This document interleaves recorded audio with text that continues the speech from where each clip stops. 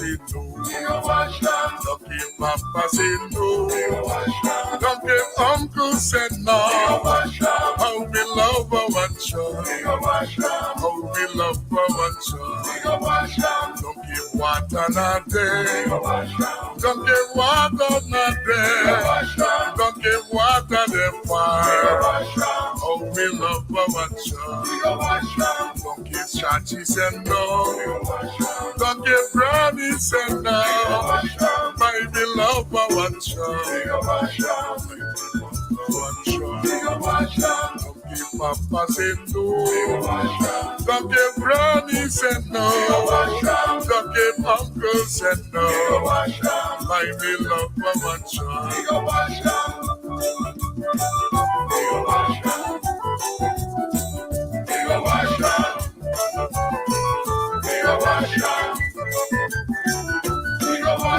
Don't give Granny say no. Don't give Papa say no. Don't give Mama say no. Don't give Soapy not there. Don't give Soapy get there. I beloved one shot. Don't give uncles and no. Don't give aunties and no. Don't give cousins and no. My beloved one shot. My beloved one shot. My beloved one shot. My beloved one shot.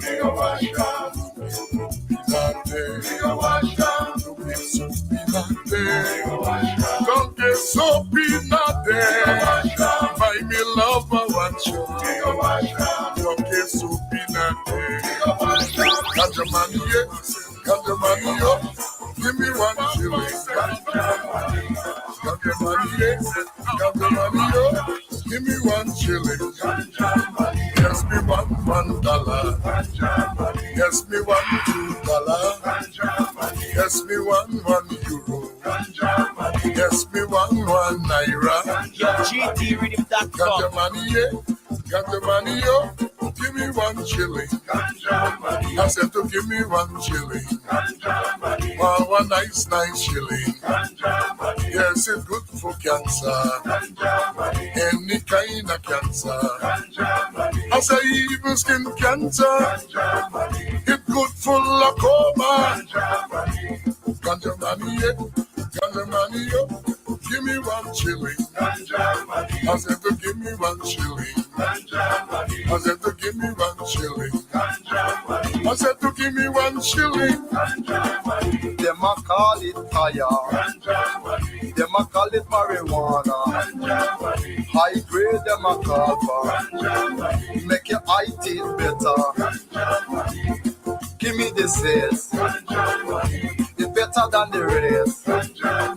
No medicine could have taste.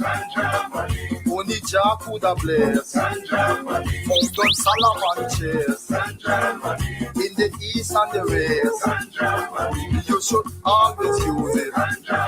And DJ Metatone. Some man them a sell it. And some of them a ship it. In lumber them a store it. In cooking them a hide it.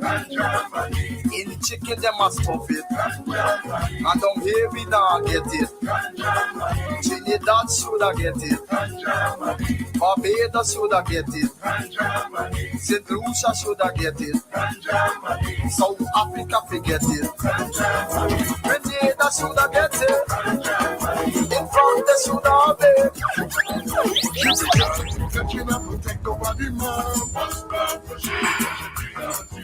She began to take it up and take over the man. She began the man was a jukebox man. She began the man was a steel band man. She began to say to take over the man. She began to take it up and take over the man. She began the man was a guitar man. She began the man was a piano man.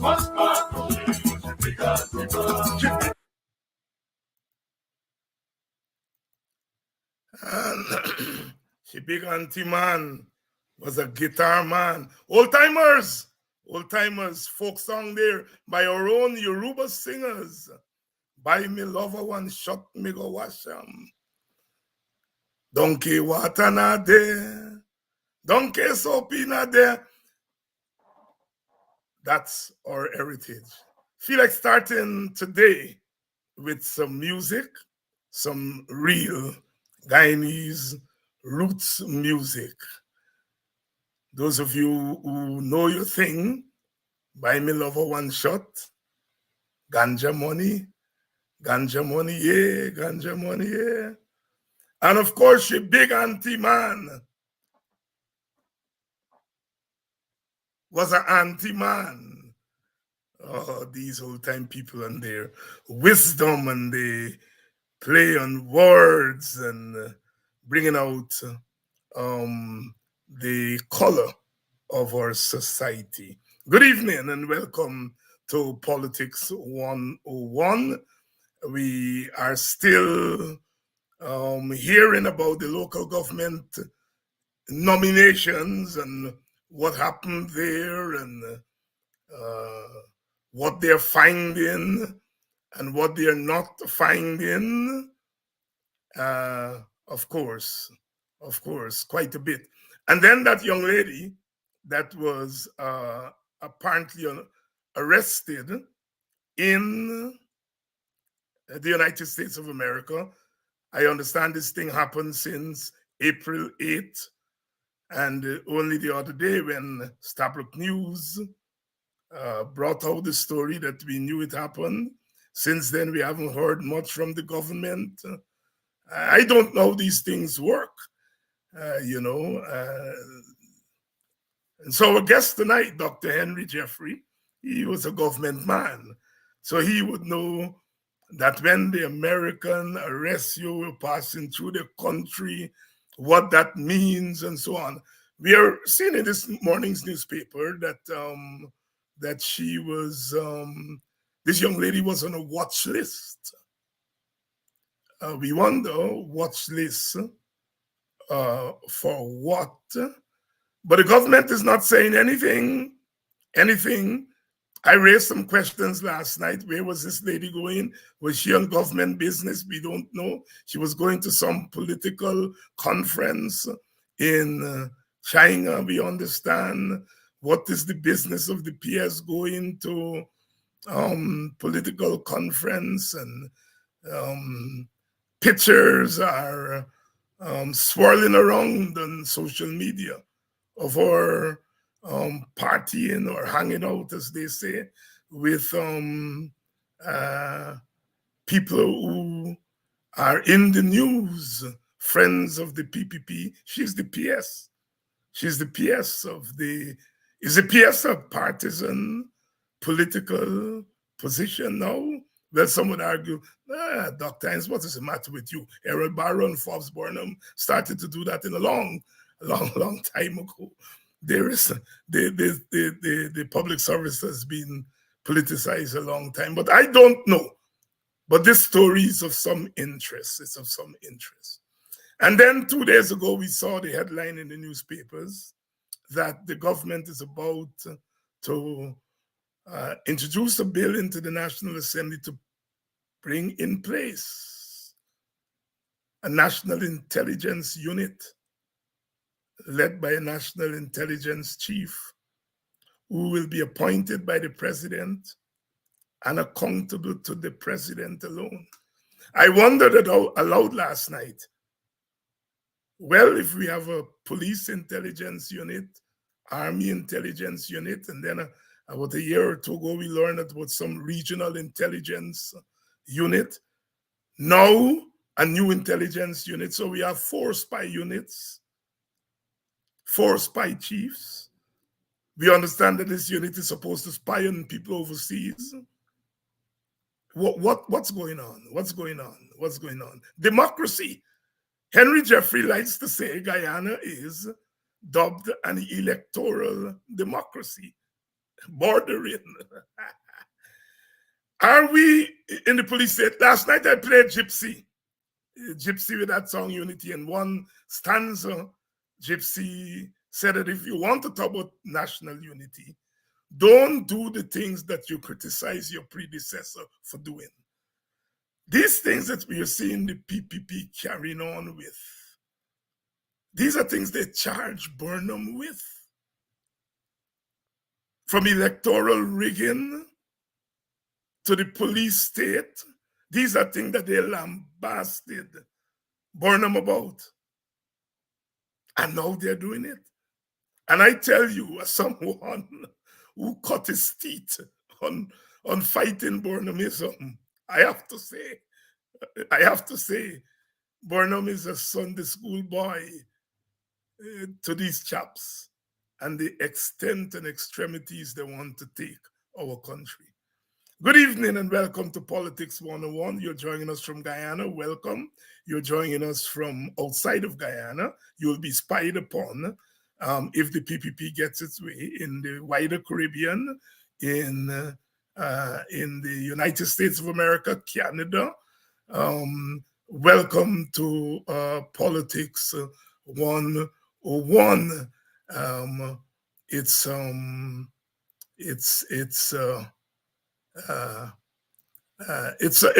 a Tuesday evening. It's a Tuesday evening, and we welcome you. Of course, we come on air tonight, mourning the loss of one of our own, Harry Belafonte, died today at age 96. Harry Belafonte, the man who made Caribbean music popular in the United States, Harry Belafonte, dead at 96. Those of you old timers, Island in the Sun, his album Calypso Music was a bestseller in its time. He sang over songs made by Sparrow and Lord Melody, Mama Look a Boo Boo Day. There is a version of Harry Belafonte and Nat King Cole singing Mama Look a Boo Boo Day. I was looking for it earlier this evening to play tonight, but I couldn't find. Harry Belafonte, dead at 96. He was an actor, singer. He acted on the screen. The first Black actor to make it big at Hollywood. There were others at Hollywood before him, but he was the first Black actor to make it big at Hollywood. He's Caribbean because his mother was from Jamaica and his father from Martinique. So he's one of us. He had gone back as a boy to live with relatives in Jamaica, as would happen, immigrants. They would send the little children back to the Caribbean to be raised, and he lived in the Caribbean for about 7 or 8 years. And that's where he got an ear for the folk music of the Caribbean. So he is Caribbean to the bone, as David Rudder. We also heard the news of David Rudder earlier this week, that he has been diagnosed with Parkinson's. He was diagnosed 3 years ago, but revealed it to the public a few days ago. And so he will be doing his last mega concert, 4-hour concert for his birthday on May 7th in Trinidad. Quite a diagnosis. We know what Parkinson does. David Rudder, the king, as they say, the king philosopher of Calypso music, the man who gave us Bahia Girl, Bahia Gal, Bahia Girl, Rally Round the West Indies, The Hammer, and so many hits. Diagnosed with cancer, not cancer, my God, Parkinson at age 70. It's not in the advanced stages, so he will continue to perform and make music, but he certainly would not be able to do those long mega concerts that those of us who call ourselves Rudderites have been accustomed to. So our prayers go out to the family of Harry Belafonte, who died today at age 96, and certainly our solidarity with Brother David Rudder as he battles this new struggle in his life. And so, let me bring in my guest. Good evening, Dr. Jeffrey. Good evening, my lord. How are you? Well, I'm here trying to make sense, as usual, of Guyana and the rest of the world. You know, those of us who decided that we are going to have something to do with politics. We are always worrying. Oh, boy. I guess you were familiar with Harry Belafonte, yeah? Well, yes, I know that is. But you know what shocked me about Harry Belafonte actually is how important he is, or he was, to the Black struggle in America. When I was a minister, and we'd sit and talk, and you meet senators and Black senators and so on, and they're so familiar with Harry Belafonte personally. Not just through songs like me or so on. They knew him. American senators and congressmen knew him personally, that he was in the Black struggle in America. So, yeah, it's a loss, but we always get there. 96. And yes, yeah, and you're right, yeah. He left singing and acting to join the civil rights movement, was very close to Dr. King. Yeah. You know, in fact, he was a financier of Dr. King, and he continued to be part of the civil rights struggle. Dr. Jeffrey, let's come to our Guyana. Local government elections. Last Monday was nominations day. The PPP rolled out some defectors from the PNC. There was a lot happening on the streets. The PNC apparently reluctantly submitted candidates. And since then, there's been some exposures by the PNC of people who are on the list or supported the PPP list, who are either dead or didn't know their names were there. Let's start first with the defectors from the PNC over to the PPP. Was that surprising to you? Well, no, not really. If you're going to do, and what you're saying about defectors, when I look at Lyndon and the people the PNC, the PPP had on the streets, you realize that in 2020 elections in Region 10, PPP got 3,000 votes. They didn't have 200 people on the street. I mean, we are seeing these people in red and start calling people defectors. Yes, there'll be 1 and 2 people. If you walk around paying people to do politics, which politics, one thing you really shouldn't be paying people to get involved in, because then they might end up in positions where they can take their own pay and do all kinds of things to the people's wealth. All sort of corruption can happen. Politics is something you're supposed to want to do for the community. You should want to vote for your community, you should want to work for your community and all of that. When you start at this stage, at this level, to say to people, oh, come out and pay you, well, everything they do then on is about paying and taking and self-interest. I think it's a bad thing. It's a terrible thing that has been going on. But no, I am not surprised if you go around and pay people, they will come out, and if you promising them things and how you're going to make them, what and what and what, they will come out.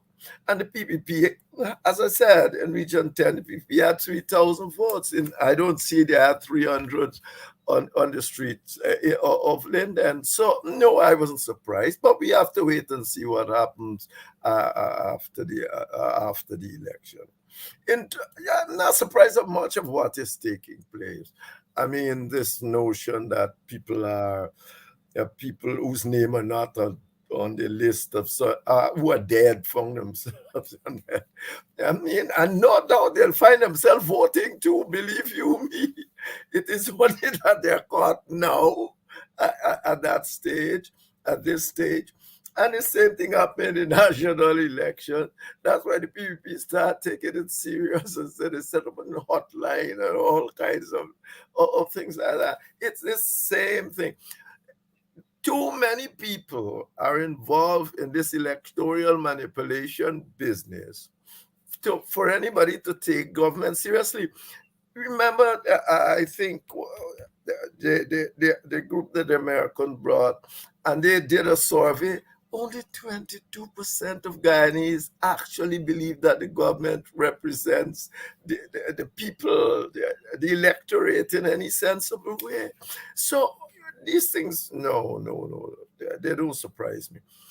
Local government, for me, is an important thing, but it has to have levels of autonomy, of independence. This local government, that system, although the PNs, the coalition did do, I think was about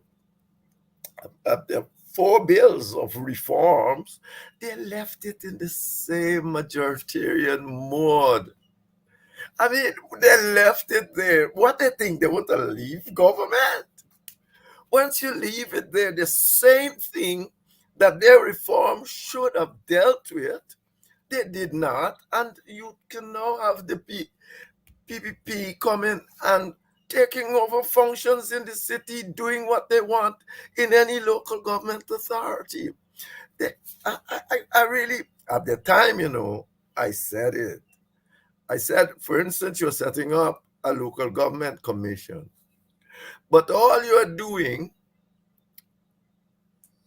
is taking powers from the Minister of Local Government, giving it to the commission, but putting the same government in charge of the commission. But you have done nothing. Absolutely nothing. And I said it, this can't be, it should not be. You gotta, if you want independence, in our country, to talk about independent people and so it's difficult. But even so, you have to try to institutionalize different kinds of arrangement to get real autonomy at the level.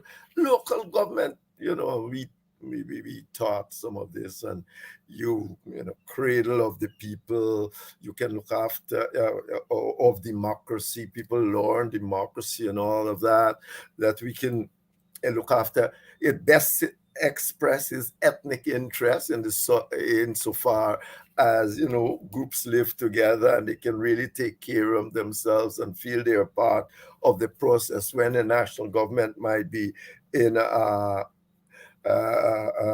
might seem very far away from them. And of course, respect for the electorate. You learn about government in local government. It's part of the process of learning about government, how to respect the electorate, how to treat with them. But if you're going to start by paying people and all sort of thing and cajoling them and promising them things to get them, there's no use you come in and talk nonsense about one Guyana and all of that. It's foolishness. You are creating a kind of moral dilemma for the entire society when this sort of things take place. So no. Rates and taxes. You have to have rates and taxes in a local authority, but they have to be but you must have government grants to take up certain slack. And it should not be at the behest of the government just to say, this year I'm going to give you $3 million, that tomorrow. It should you should have a criteria. I think APNU did have some kind of criteria as to how the formula for giving grants based on population, income, and all of that, and so on. And that is what should happen. If you really want these things to be independent, that is what you have to do. But unfortunately, that's not how it turns out. And local government, as it is a joke. The PPP is making a bigger joke of it because they go into the local areas and they want to set up groups that are parallel. Parallel, yes. So uh,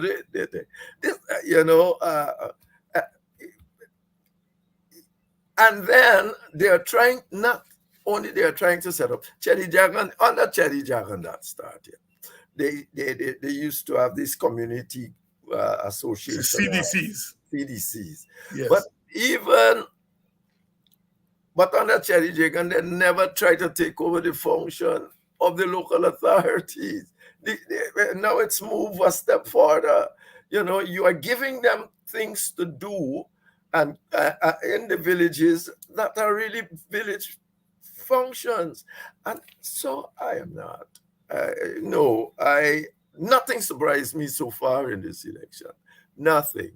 In terms of the behavior of people. But we'll have to wait and see. Let me say this, though, that I believe that the APNU was correct in what they did. And I think that the WP is correct in what they are doing.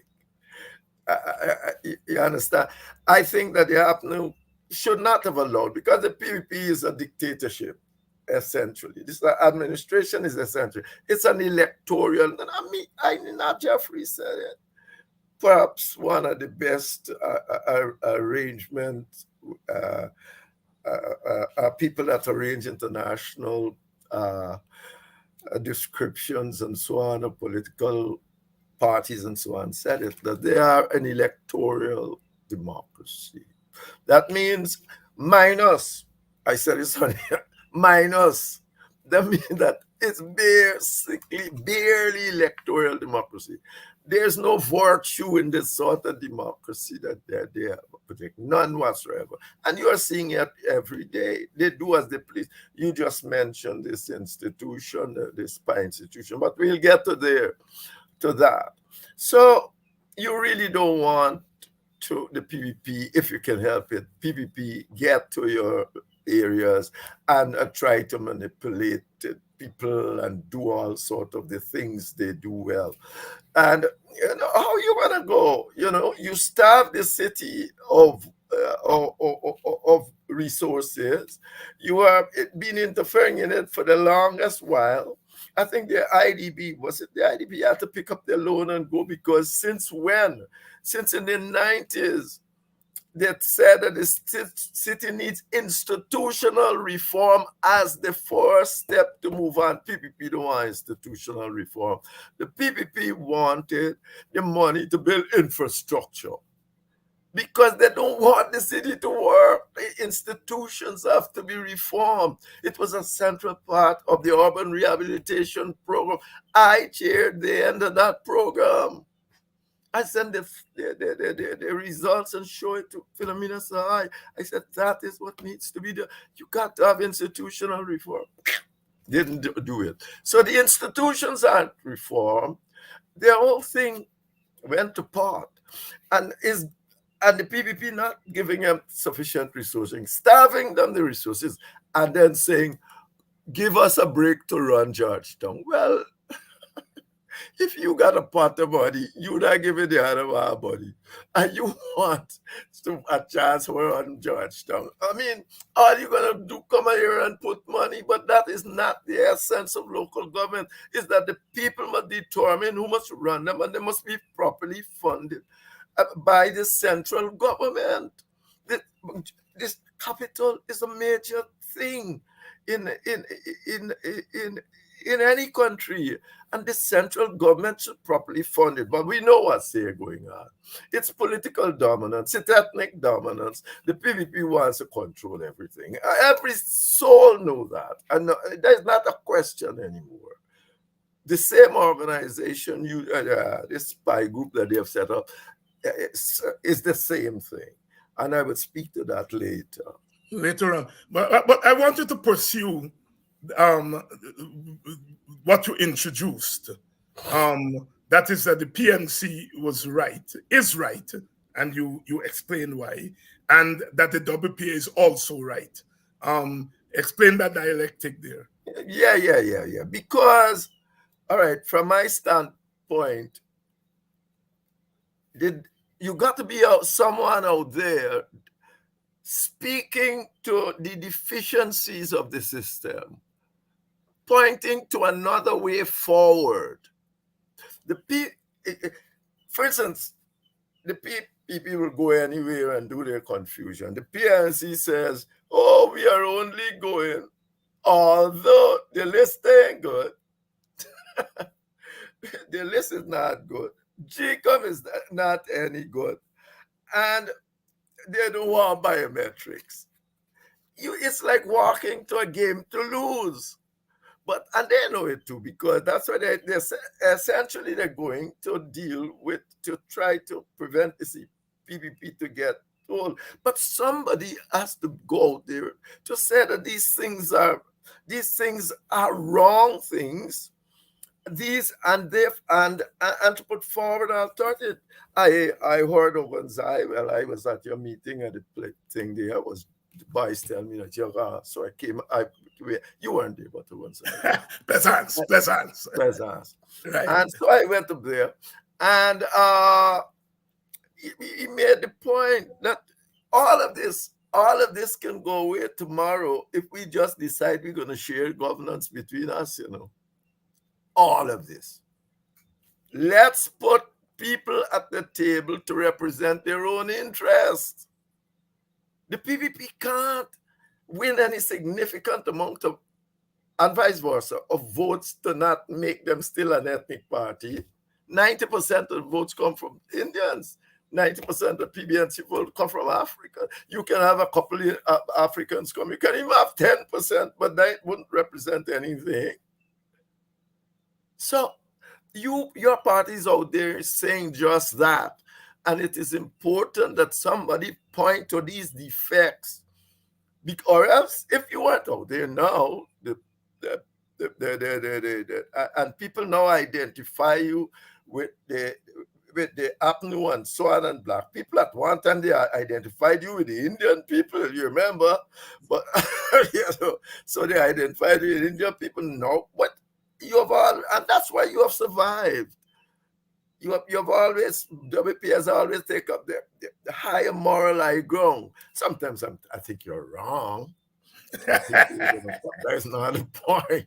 But that's not the point. You are searching for the higher moral ground, and you have always done that. And that's why you survive. You in terms of talking about morality in politics, the PVP must be more concerned with you than they're concerned with the PNC. Because what they are doing, the PNC have done maybe to a lesser degree, and that's how they've been operating. But you have always been at a higher moral level.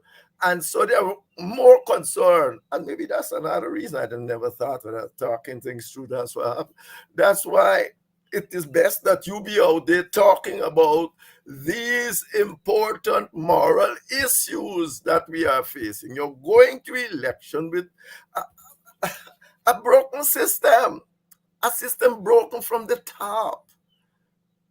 Not only the nitty-gritty about GCOM and all of that. You can't even fix GCOM if you don't have a different system. GCOMs cannot be fixed. But what are you going to go and tell either the PNC or the PPP? How are you going to do this?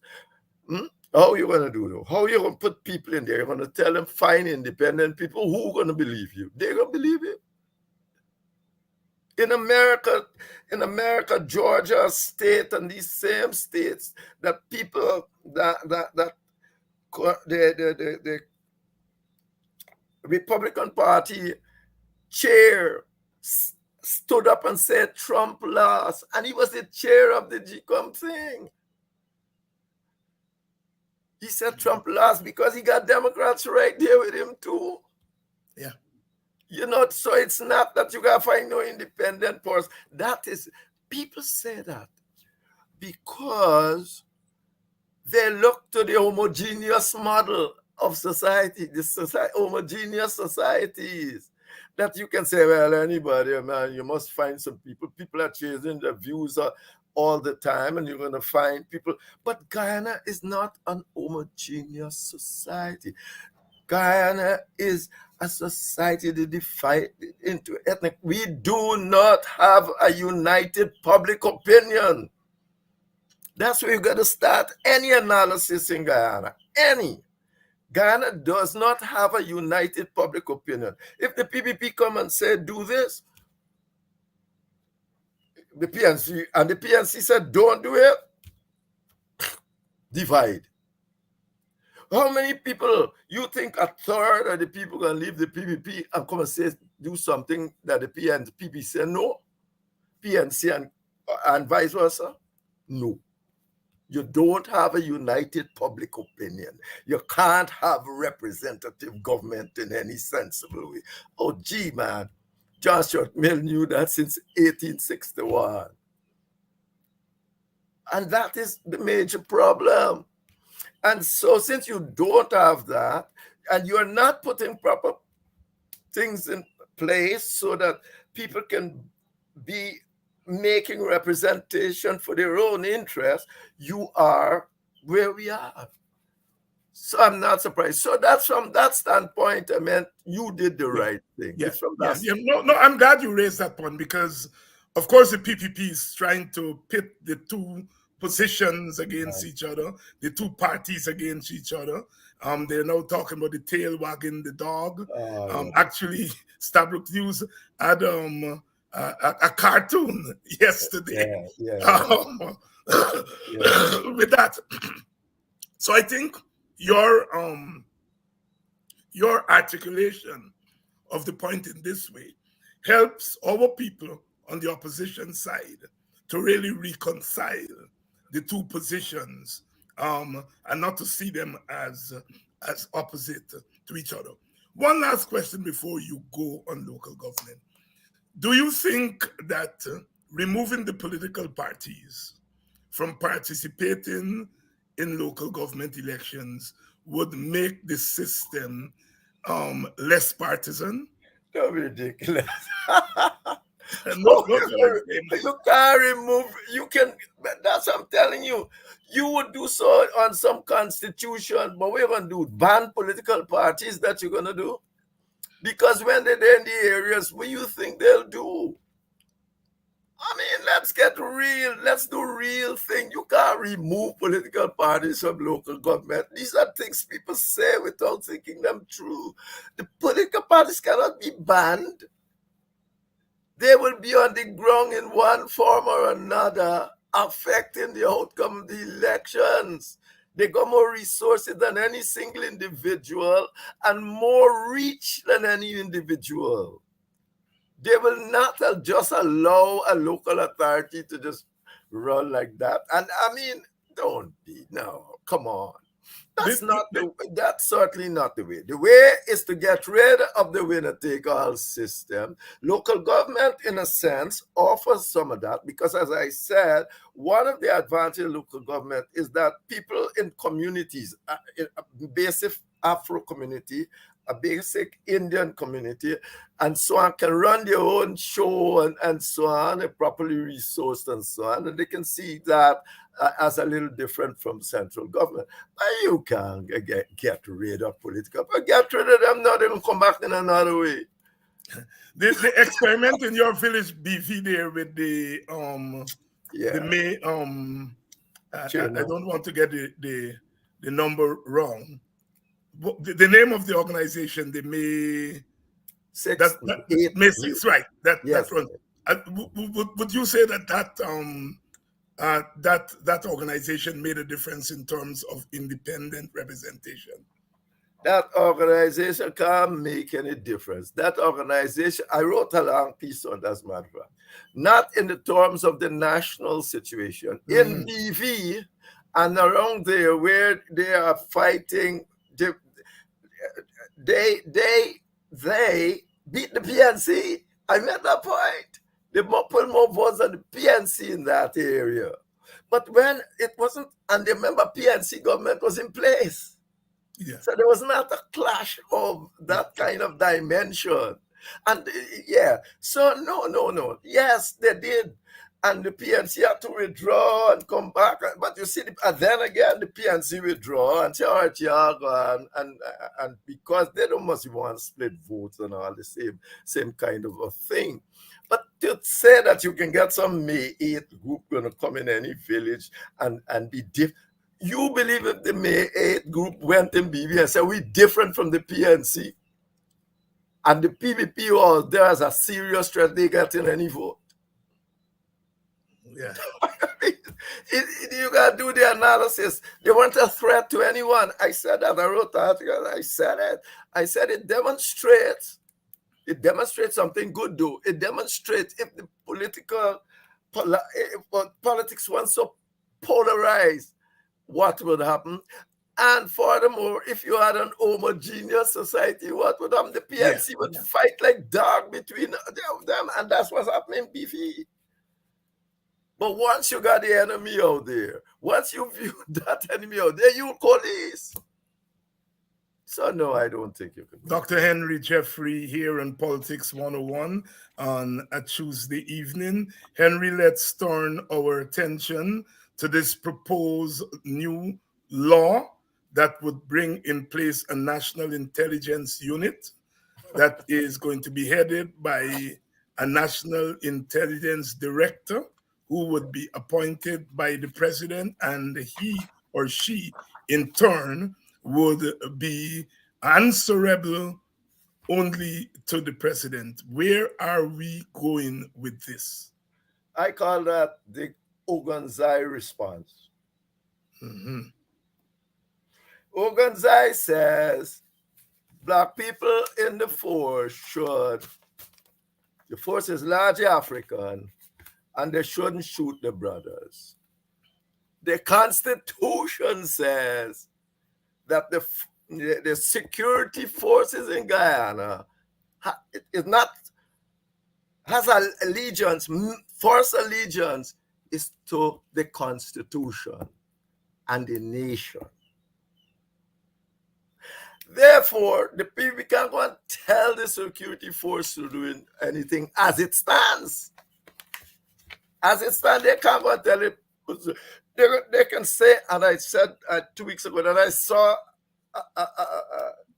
a colonel do that, or a brigadier, I think, did just that. Says, no, that can't work.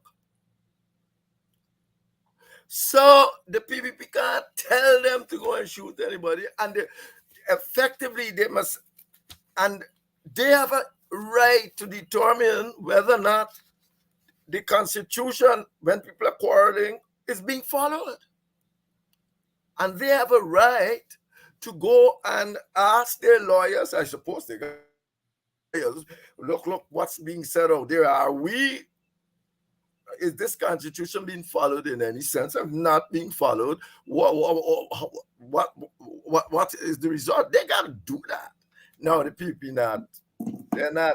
they don't like that. People want to control everything. So they set up, this got to be Guyana. They set up arrangement equitable to the security forces that has allegiance to the Constitution, but this new arrangement is directed and has allegiance to the government. That must be unconstitutional. Must be. I don't know how anyone can sit down and say, how can it, morally it's wrong, because the Constitution framework says clearly the security forces can do. You can't set up nothing equal to them outside of the Constitution. I can't believe believe it. I can't believe it. I know people are saying, they want to spy. I mean, you got enough people to spy for them right now, so far as I'm concerned. It's not a matter of spying, but they want control of the security forces.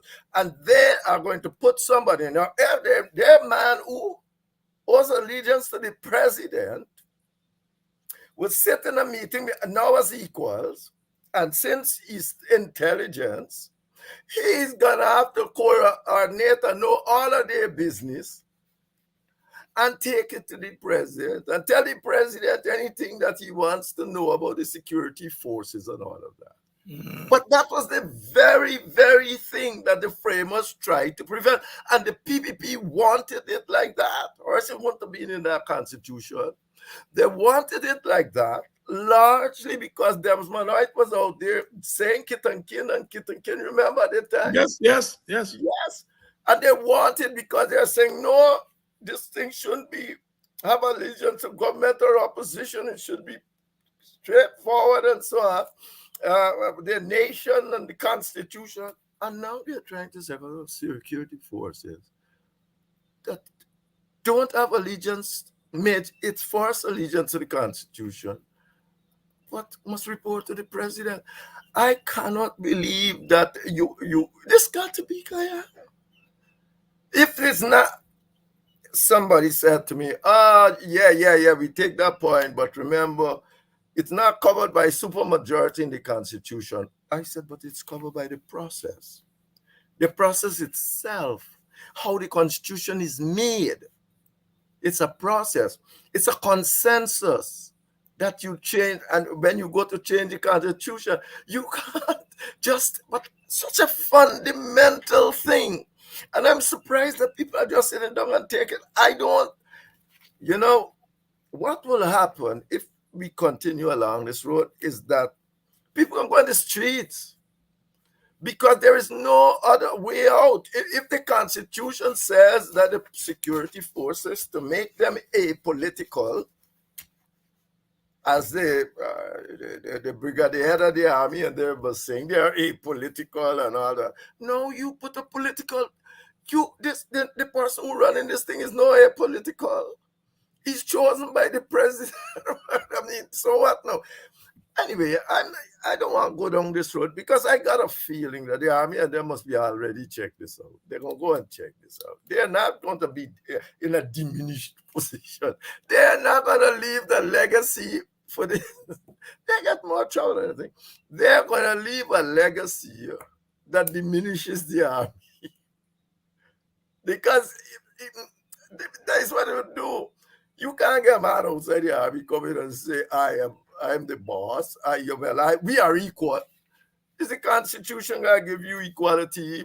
You got to go in to amend it and put the man in. And even if it doesn't have a majority, you'll have a big problem there in terms of consensus for this arrangement. So it might be true that the PPP is messing up and we're going to spy. But there are enough people to spy on you, so far as I'm concerned. You got too many people to spy on you right now. And any spy, this thing can have backfired greatly. And they're saying, it would look at people abroad. You believe the PPP supporters abroad want any government to have spies abroad in their business? I'm telling you, they are more in commerce and so on and all, also than African Guyana. You think that the PPP supporters abroad want any PPP government, because remember, you don't be there forever, no matter what you might think of yourself, any government of Guyana to have spies running around the place.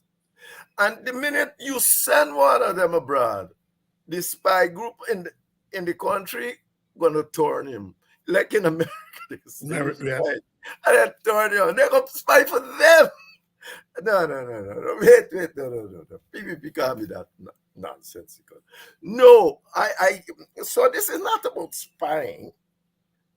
There are enough people to do and go and do this and do that and find out this and this. I mean, Boredom almost tell me that when I wrote on your program, I said it. I used to do forced drafts, and I called the thing, it cost me up. and said, I mustn't tell him what's going on in the street. He said, I know who you are for breakfast if I want. So your job here is to write about hope and things like that. Yeah, that's he said, what you telling me? I got to answer the security downstairs. What do you buy? You telling me what's going on in the street? I know what's going on in the street, you know. Let me try and say, I said context for what I intend. He said, oh, forget the context. I know the context. You're right. And that sort of thing.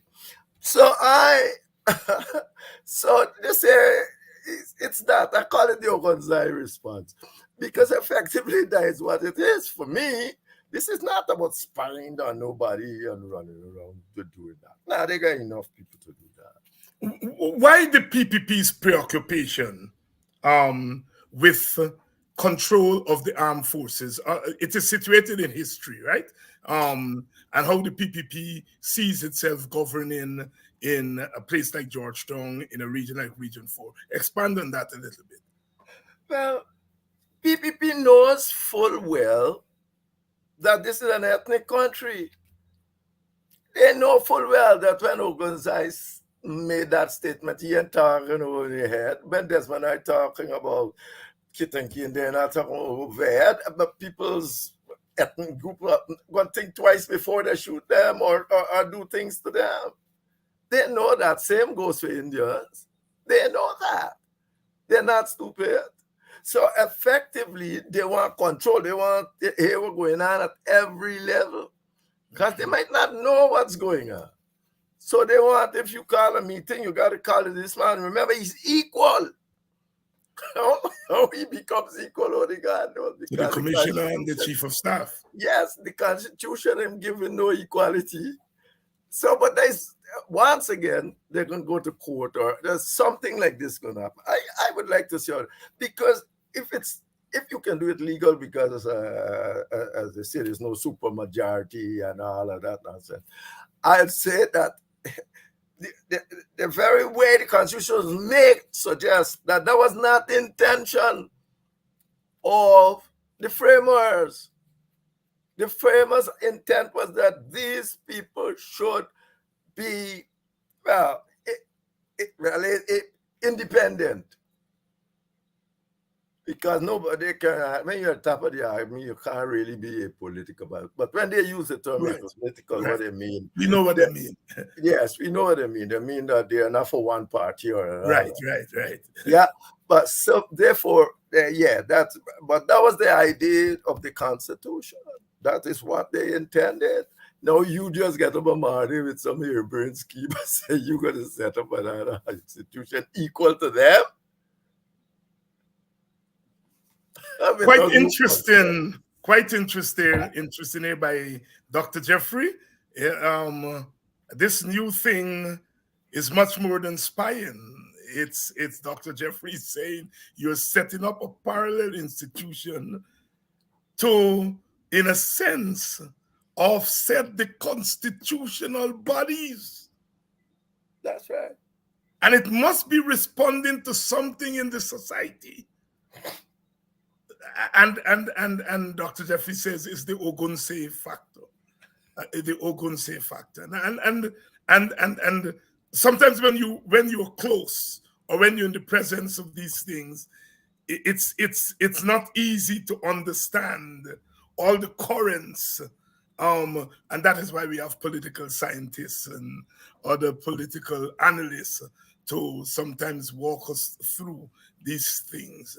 Talking about spying, Dr. Jeffrey, this young lady who was taken in by the Americans and had her phone taken away. She apparently, the whatever visa it was revoked. Is there more in the mortar than the pestle? Let me say this. I mean, visa revoking is not new in Guyana. A whole lot of people and government ministers got visa revoking. All it means essentially that it's not in the good books of the Americans for one reason or another, whether or not it's internal corruption, external corruption, doing some sort of a thing.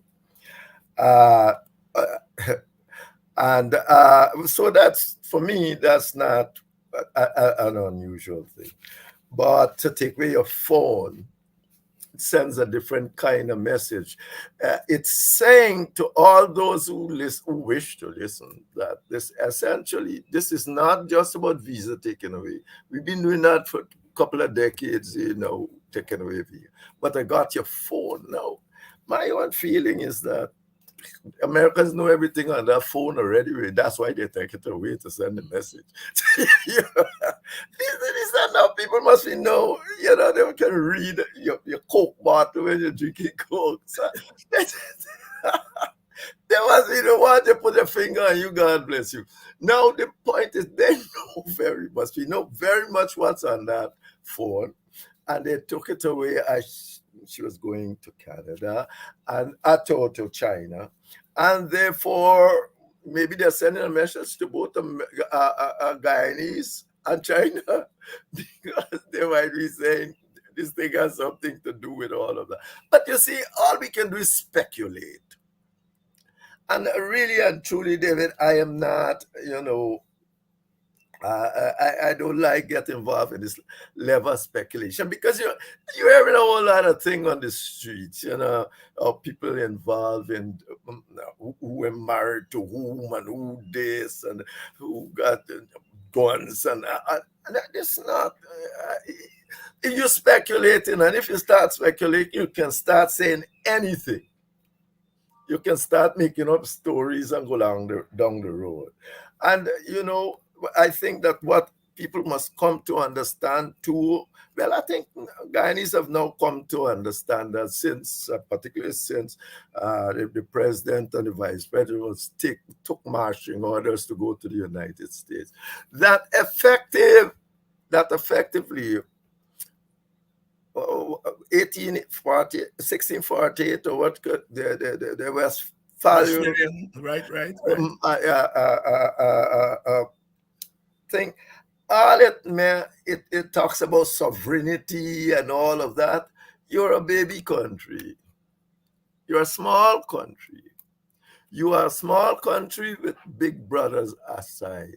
If Chetty Jagan had understood that clearly, and in a sense, Burnham too, because no matter what you do, Burnham continue trying to fight that same old battle.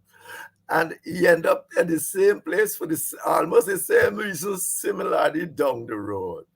If they understood that clearly, like Williams and Barrow and all of them, I said, Williams had end up with a bigger, maybe up to now, Trinidad got a bigger cooperative movement than Guyana. But up to now. And, and Williams' work, it is big. You want to take on the Americans and tell them, but you going to have majority rule. They don't care about well, no, indeed, I said my article last week. Effectively, the only time majority rule as democracy is bad is if it is intended to end democracy. And effectively, the company the PPP was dealing with was trying to do just that publicly. This was not known. They're Proletariat International, Workers of the World Unite, and all of that. And that was what they were trying to do. Stalin was doing what he liked in the Soviet Union and all of that. And they were writing letters. You saw that thing. They were writing letters to the Comintern. They sent it to Czechoslovakia, but this doesn't matter, given the rules of the Comintern that says Soviet, Russia must know everything. They're the boss, and you are beholden to them. So effectively, that kind of situation, you're a small country, and if they had known that then, they wouldn't have get it, or if they had understood it better, that you can't try to do. Look, Finland lived next door to the Soviet Union for years by playing that little game. It's only now since Putin gone into Ukraine that Finland said we're going to join NATO because we know what's coming next. But the point is that Finland has been there for years, having to play that geopolitical game. as a democracy and so on, but playing the game. So it is not a matter of you have sovereignty or not. You have to understand what is going on in the world and know your place in it. Don't try to be bigger than you are. You might tell your people that you are this and that and you can do, but they have seen it plainly that you are not. Come to a meeting to go. Had to go. It's not a question. And therefore you have to arrange your business in a manner too that is consistent to a large degree with the ideological outcomes over there. When you can't talk to people about democracy and you have democracy without any virtue, all you have is somebody going and vote, and half the time nobody is certain yet if there's no certainty that you actually won any election up to today. And look what you're trying to do. Anybody can sit down and say this is all nonsense. So so I would say that that you were asking what was your Yes, I was just asking you, what do you make of that development? Yeah. No, I am with you. There's not much one can get from what has officially come out or unofficially. No, you can't. One must speculate, but obviously there is something happening somewhere. Obviously, of course. And speculation is all right when we sit down a rum shop. But now when we are trying to give sensible views, we can speculate to some extent, but you can't go to deep speculations when you're sitting down in a television thing and so on, because you can hurt people by your speculation. You start saying things about people, other people taking it and going on the road if it's thing, and you can't later say, I was only speculating that you were a homosexual. People would take that and run all over the place and say all sorts of things about you. So that kind of in my introduction, I referenced the politicization of the public service up to the level of the PS. I mean, in the old days, one of the things the British left us with was the non-political PS. We were talking about the non-political army and police.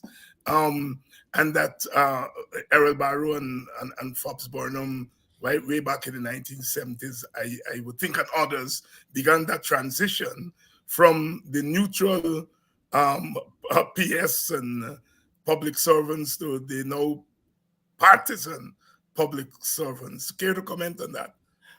Not for long, but I mean, remember that PS, the Abrams family or something? Yes. Oh yes, go back to Jagan. Right. That was colonial times. So people actually did not think they were impartial at all. So I'm not certain that the British. It's another thing. It's conceptually, yes, the PS supposed to be impartial. You go. I think it was when the Labour government of Thatcher came to our office, she asked the PS for some papers he did for the other government. He said, sorry, ma'am, if you want some papers done, we'll do it for you. Yes, I remember that, yes. Yeah, some kind of thing like that. But the truth is that, the PS this is a colony. The British want to get rid of J gun. They want a system, no PS could withstand that influence. And maybe the PS was messing around. Whosoever thought he was messing around and go and burn up PS or kill his children or whatsoever. So I don't buy the thing that their PSs and so on are normally totally political. In doing certain things, they are political, but they're too high. When you get to that level, you can't be totally apolitical, so to speak. You are political, but you got to watch at your constitutional or other responsibilities. Indeed, that is a political act, to say I'm going to a court to find out what is my responsibility to follow your order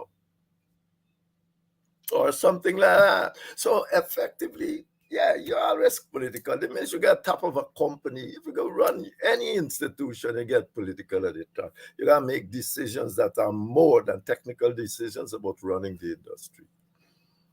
Henry Jeffrey here. I think we have gone over our time how Yeah. quickly and our flies. Henry, there's anything that you want to comment on that I didn't ask? Not at all, David. You tend to be comprehensive. You have said it. You said You it. know, You said it. I taught race and racism in Brazil this Okay. past week. Okay. And the old notion of the racial democracy. And I was Yeah. thinking about this one Guyana thing.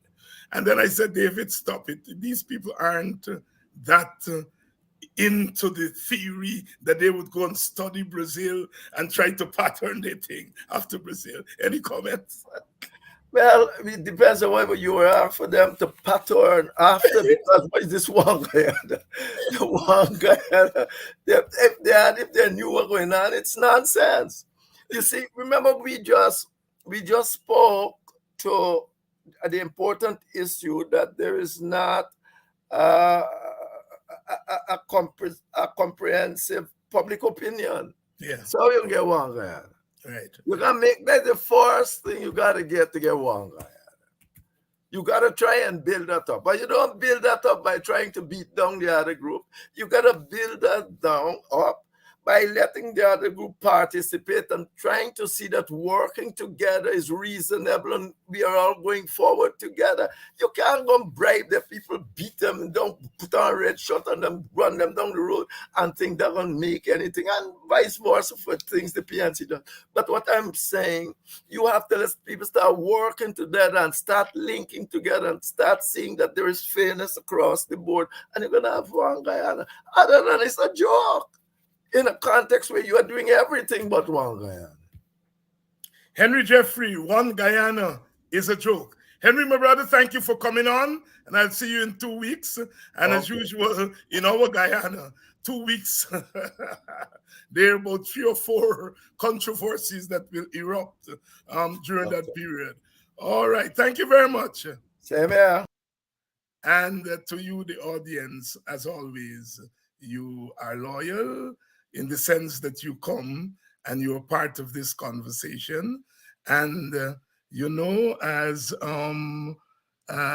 somebody is saying here, constructive and to contribute to an intellectual conversation, and you can't, they can't comprehend. So stay quiet. Oh, that person was talking to somebody who's making trouble in the audience as the PPP trolls come, and to tell them, listen to an intellectual and constructive conversation. You know, when I was a boy growing up, some people would say in the village where, you know, you have break down things for people.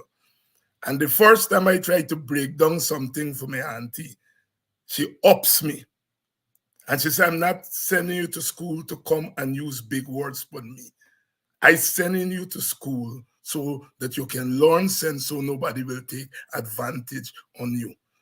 And that remains one of the most intellectual statements that was ever made to me. We sometimes think our people can't follow a certain level of discourse, and we think that we always have to break down things for our people. And every night you guys come on here, and you all are not just listening, but you all are participating with your own insightful comments. I just talked about Harry Belafonte, and somebody gave me the whole list of Harry Belafonte songs. And that's the kind of native intelligence and the kind of intellectual capacity. I'm not talking about academics. Academics is when you pass the exam and thing. Intellectual is your capacity to think through, to use the brains and the mind that you have, to think things through. And I'm so always proud of working people, Guyanese people, Caribbean people, black and brown people all over the world, is our capacity to absorb all kinds of conversation. And I'm so thankful to you all for that. Tomorrow night, we'll be back, Same time, same place. I think we're going to have a couple of people. One person we're going to have is Mr. Norman Brown. You all would have seen him in the newspaper writing letters, and I think he has his own show. Not I think, I know he has his own show, The Voice of the Diaspora. He'll be here tomorrow night. So I'm hoping to see you. As they say, he's controversial. But you know, when they say controversial, it's just that you talk the thing as it is. So love you all. I don't think I've said that in a couple of days. Love you all and see you tomorrow.